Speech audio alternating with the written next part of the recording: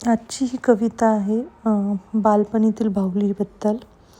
कोणी लिहिली ही मला माहीत नाही, पण मला खूप छान वाटली, आवडली. बालपणी आम्ही बाहुल्यांचं लग्न लावायचो. बालपणी आम्ही बाहुल्यांचं लग्न लावायचो. लग्न झालं की माझी बाहुली मैत्रीण घेऊन जायची. मी रडत रडत म्हणायचे, प्लीज माझी बाहुली परत दे ना. पण ती म्हणायची, नाही देणार, तिचं आता माझ्या बाहुल्याशी लग्न झालं आहे, ती आता माझी झाली. मग मी रडत रडत आईकडे जायचे. आई बघ ना, तिने माझी बाहुली घेतली, मला देतच नाही. आई तिच्याकडे जाऊन म्हणायची, बाळा दे ना तिची बाहुली, ती रडते ना. आणि जेव्हा माझी बाहुली मला परत मिळायची तेव्हा मी तिला कडकडून मिठी मारायचे. किती आनंद व्हायचा.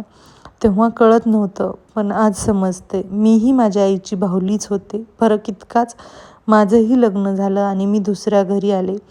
तेव्हा माझ्या आईनेही कदाचित मनात म्हटलं असेल, माझी बाहुली मला परत दे. पण यावेळी कोणीही म्हणालं नाही, देऊन टाक तिची बाहुली, ती रडते ना. कारण हा जगाचा नियम आहे.